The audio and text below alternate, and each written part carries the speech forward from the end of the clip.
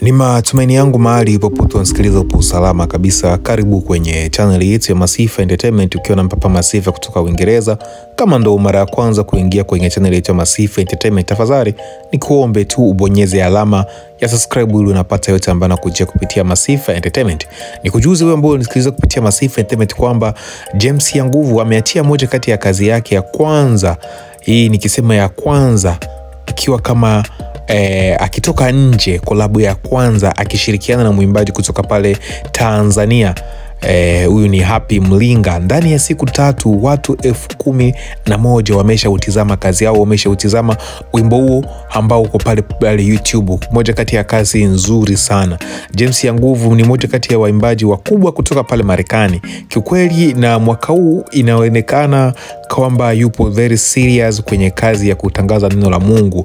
Why nasema hivi? Ukiangalia ndani ya miezi hii miwili, last month James ya Nguvu aliachia moja kati ya kazi bora ambao ilifanya vizuri. Ukiingia TikTok, YouTube kwenyewe, hata kwenye video nyingi zimeonekana wimbo wake wa Kibembe ambao ulikuwa sio nisiseme ulikuwa ni kazi bora nzuri sana, video nzuri. Kikweli mimi nimekuwa nikimwangalia na mwaka huu inawezekana tutakwenda kuona kazi nyingi zake za nje, kwa sababu kwanza akianza na kolabo hii ya Happy Mlinga, bila kusahau kwa sisi ambao tunamfuatilizia kwenye mitandao, James ya Nguvu pia nafikiri ana kolabo na Rose Muhando na pia ana kolabo na Kibu Sili kutoka pale Kenya. Ni msanii ambaye ameshirikiana na wasanii wengi. Tumeona wasanii wanakwenda kufanya kazi pale Tanzania, lakini James alisafiri kutoka Marekani kwa sababu moja. Kwa sababu unajua kusafiri kutoka Marekani kwenda kufanya kazi ya Afrika sio kitu kidogo, kwa sababu unajua ukiwa kule watu wote ambao waimbaji ukiwaleta wote wanakutegemea.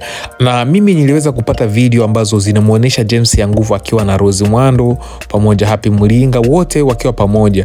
Na why nasema kwamba kwanza inabidi kumpongeza kwa sababu kwanza ili kuimba na Rose Muhando, tukisema kama malkia wa muziki wa Injili ambaye ni legend kwenye kazi hii, mimi nasubiri sana kolabo hiyo kwa hamu kubwa, nione kitu gani ambacho amekifanya.